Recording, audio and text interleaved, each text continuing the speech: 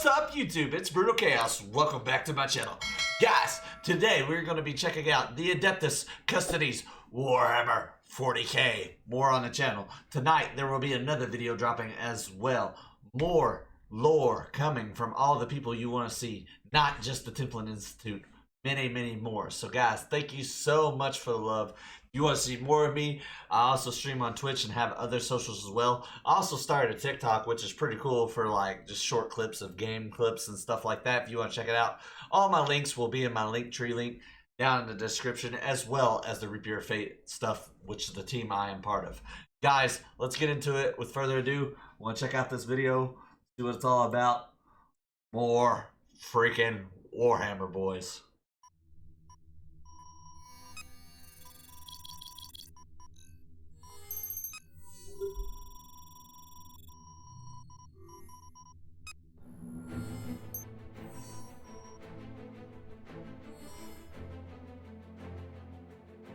Within the many institutions of the Imperium of Man, endurance is as rare as it is desirable.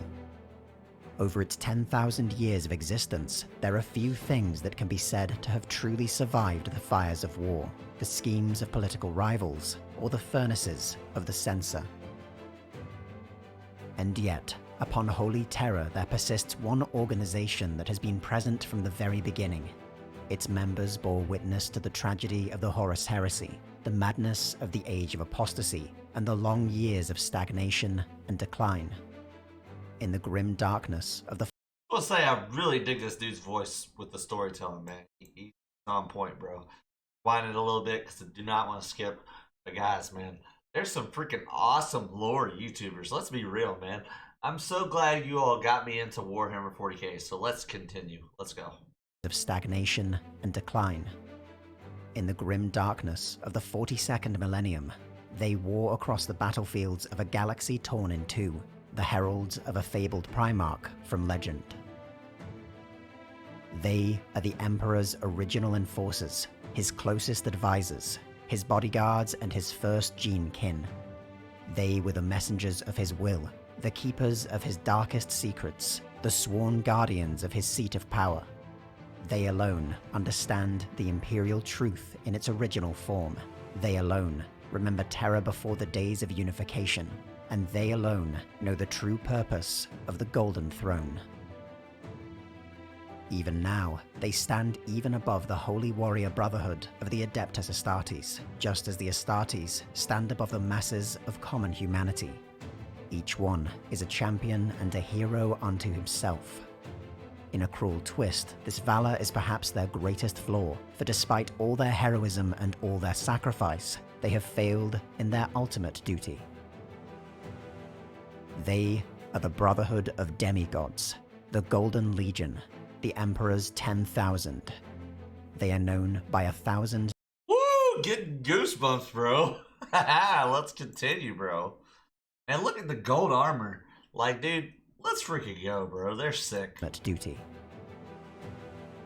They are the Brotherhood of Demigods, the Golden Legion, the Emperor's 10,000. They are known by 1,000 names, but to the galaxy as a whole, they are the Adeptus Custodes. The Custodes originated in the half-remembered days of the Terran Unification Wars. Drawn from the children of Terra's nobility, even as the wars to consolidate the Emperor's rule across the planet still raged. The Custodes were bodyguards and hostages both. Taken in late infancy, each was resculpted through a long-forgotten process of biogenetic alchemy, more grueling than even the creation of modern Primaris Astartes. The result was a warrior greater in stature, reflex, mind, and might than anything seen before. Every Custodes was a genetic work of art, closer to the Emperor's own Primarchs than to the Thunder Warriors who served as his first genetically enhanced army. Indeed, when the Thunder Warriors had served their purpose in uniting Earth, and the time came for them, as outdated and unreliable prototypes, to be quietly retired, it was the Custodes that carried out the bloody deed atop Mount Ararat. Through the long years of the Great Crusade, the Custodes filled a multitude of roles. Primarily, They were the Emperor's personal bodyguard and warhost, accompanying him on campaigns and aiding in the search for his lost sons. One of their most significant deployments was to the world of Gyros Thravian. With the Emperor at their head, they saved the Primarchs Horus Lupercal, Rogel Dawn, and Mortarion from destruction at the hands of the immense Orc warboss, Garkul Blackfang. It is said that of the 1,000 custodians to be deployed, only 3 fell, at the cost of 100,000 orcs. The names of these 3 fallen custodians... Wow, bro. They only lost 3 and crushed 100,000 orcs, bro. Dude, I know the orcs love war, but bro, you see one of these gold armor dudes coming at you, bro, you don't need to want to love the fight that day, because if you do, you're going to die. Only 3 fell, at the cost of 100,000 orcs. The names of these 3 fallen custodes were carved into the Emperor's armor, an accolade awarded not even to his own sons. It is also likely that the custodes were present during the persecution of the 2 lost Primarchs and their legions, though, as with anything relating to the Forgotten and the Purged, nearly all has been lost to myth and legend. In addition to their role as warriors and guardians of the Emperor, the custodians acted as emissaries between the Emperor and his Primarchs. They were entrusted with carrying his orders, relaying information on the progress of the Great Crusade, and ensuring that his vision of a united galaxy came to pass.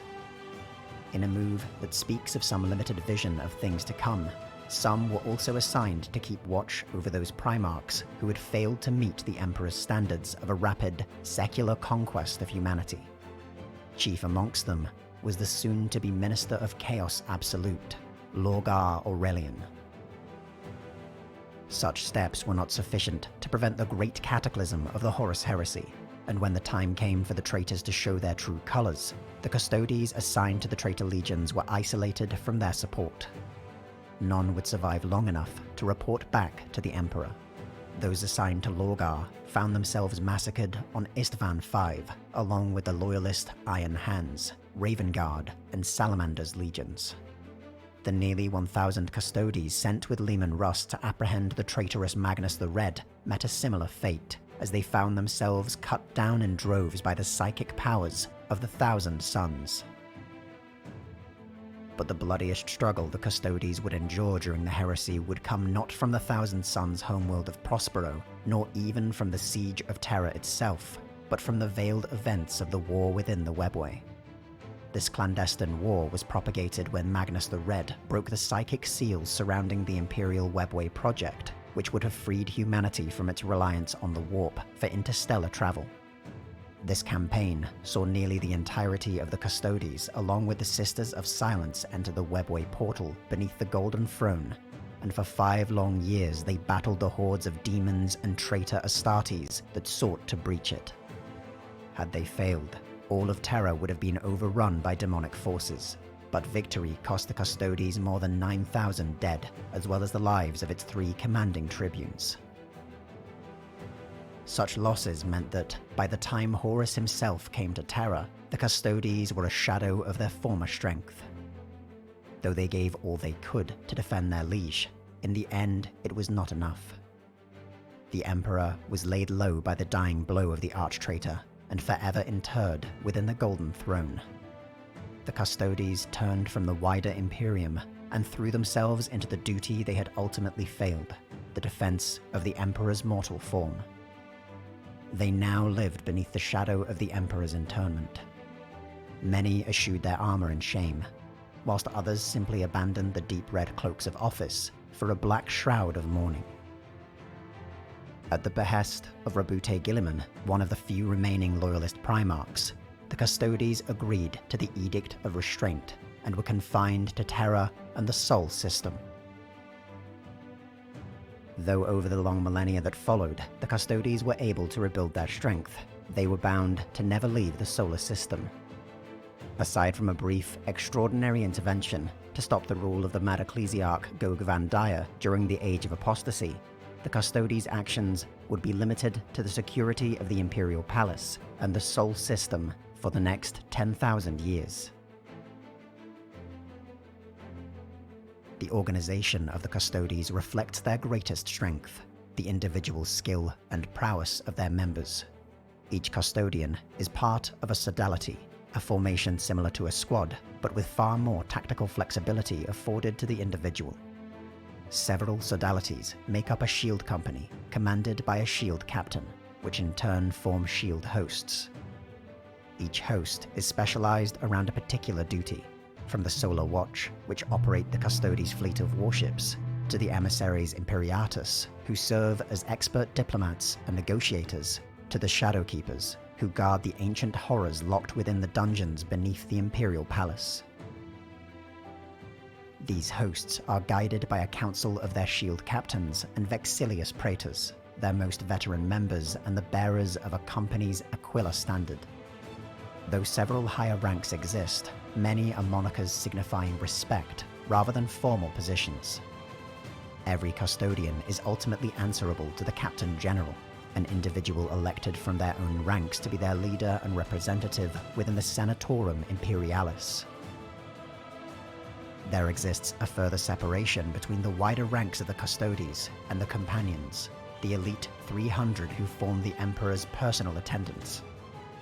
This inner circle are directly responsible for the Emperor's safety, maintaining a constant vigil within the Sanctum Imperialis and over the Emperor himself.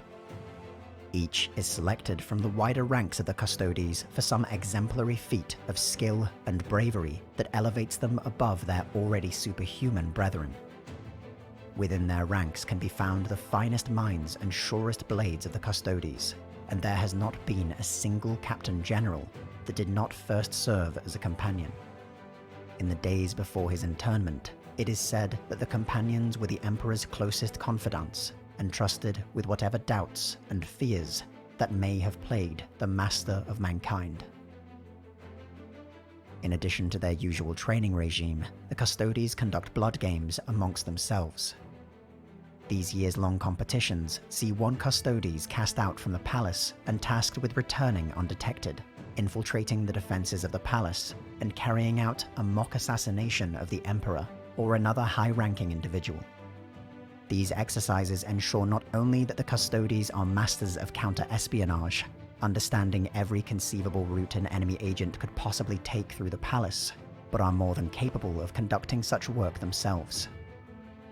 Whether for the gathering of information or to strike at a target before it becomes a threat, these skills are invaluable in their sacred task of protecting the Emperor. Being part of the Emperor's personal household, the Custodes continue to be trained in far more than just the art of war. Their educational repertoire, which has persisted since the heresy, includes topics as varied as the political landscape of Holy Terror to the cultural history of humanity. This is reflected both by their Captain General's inclusion amongst the High Lords, a position in which a mastery over political machinations is a matter of life and death, and in the very naming conventions the Custodes practice. This latter honorific is a key tenet of the Custodes.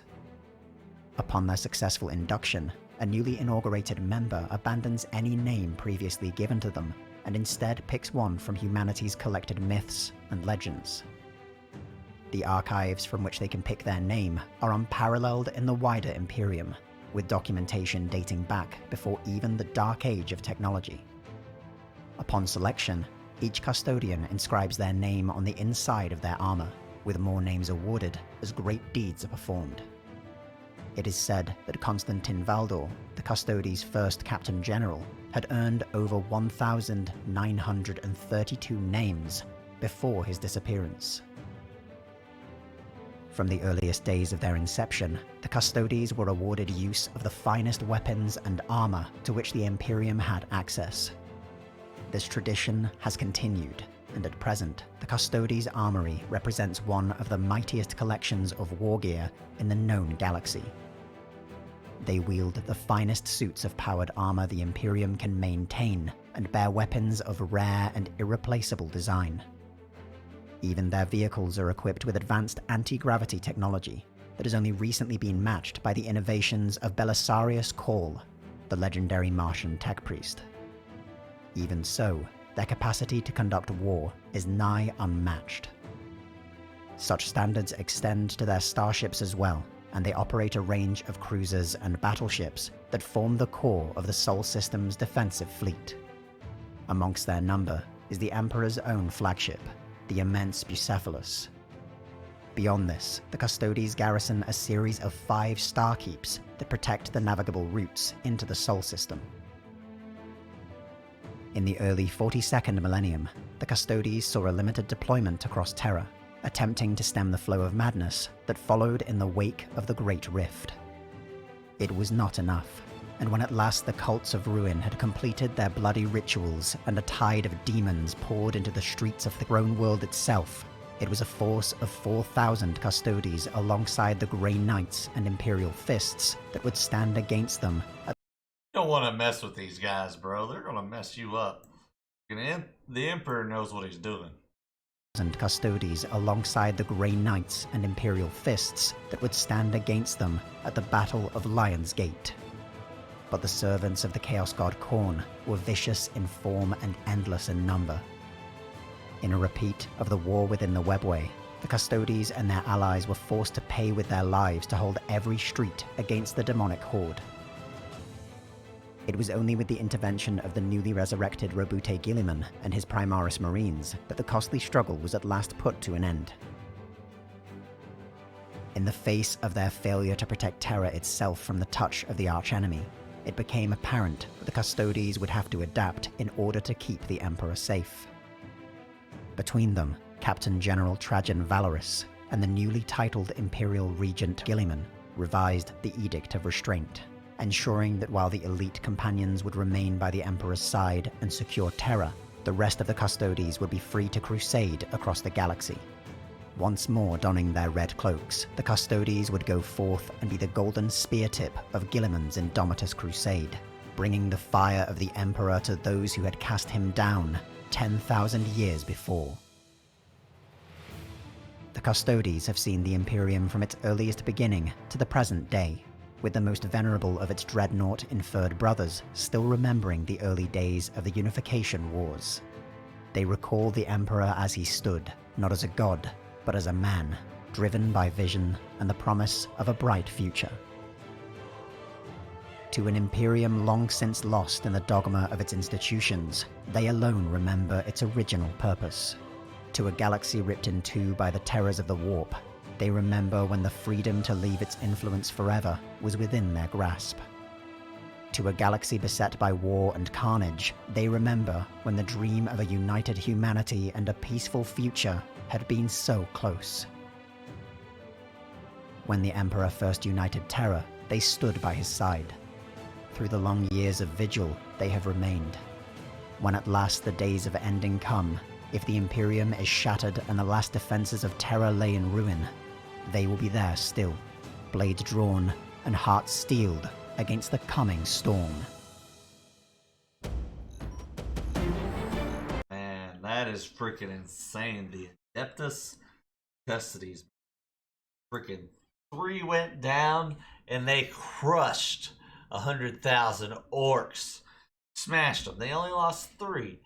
Man, the Emperor knows what's up, bro. Man, the Adeptus Custodes are amazing. Guys, I hope you enjoyed the reaction. Like I said, more Warhammer is coming on the channel, of course. So, guys, thank you so much for all the love.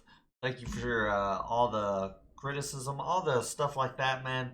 You guys keep showing tons of love, criticism, everything, man. And I can't thank you guys enough. So I'm glad you enjoy the content and the videos, guys. So, like I said, if you want to see more of me, I stream on Twitch and all that stuff, man. All my links below. Like I said, I'm part of the Reaper's Fate. And more, like I said, is coming. So stay tuned. Let's go.